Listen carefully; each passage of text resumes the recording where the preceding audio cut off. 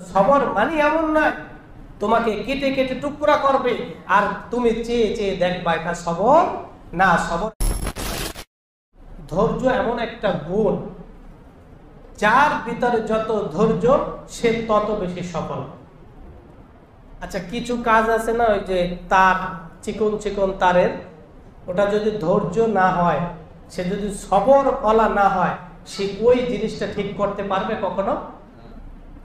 কারণ ওই কাজটা এত সূক্ষ্ম কাজ, ওটা করতে তার এত সবর লাগবে যে তাকে 10টা মশা এক লাগে কামড় দিছে, অথচ সেটা ধরছে, এখন লাগাবে, এখন ছেড়েও দিতে পারছে না, মশাও মারতে পারছে না, মশার কামড় সে সহ্য করে কিন্তু ওই জিনিসটা লাগান। এটার নাম হলো কি? সবর।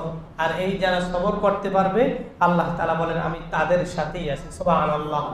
ইয়া আইয়ুহাল্লাযীনা আমানুসবিরু ইয়া আইয়ুহাল্লাযীনা আমানুস্তাঈনু বিস-সাবরি ওয়াস-সালাহ ইন্নাল্লাহা মা'আস-সাবিরিন। যারা ধৈর্যশীল হবে, ধৈর্য ধারণ করতে পারবে, আল্লাহ তাআলা বলেন ইন্নাল্লাহা মা'আস-সাবিরিন, ওই ধৈর্যশীলদের সাথে আমি আছি। সুবহানাল্লাহ।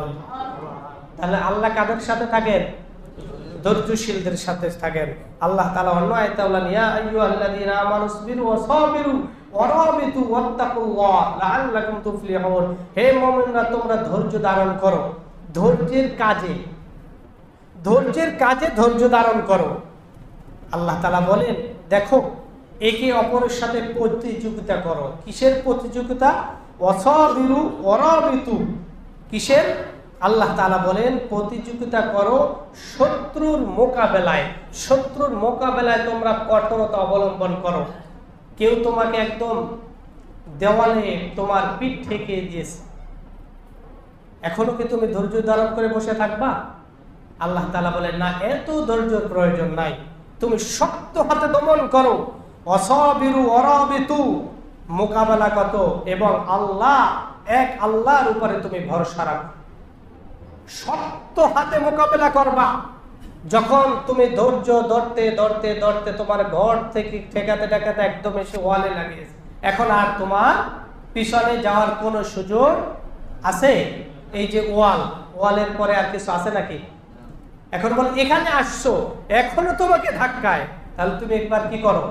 আল্লাহ তাআলা বলেন ওয়াসাবিরু ওয়ারাবিতু, ধৈর্য অনেক ধরেছো, ওয়ারাবিতু, এবার কঠোরতা অবলম্বন করো, শত্রুর বিরুদ্ধে এবার দৃঢ়তা অবলম্বন করো। এখন তুমি ধাক্কা দাও।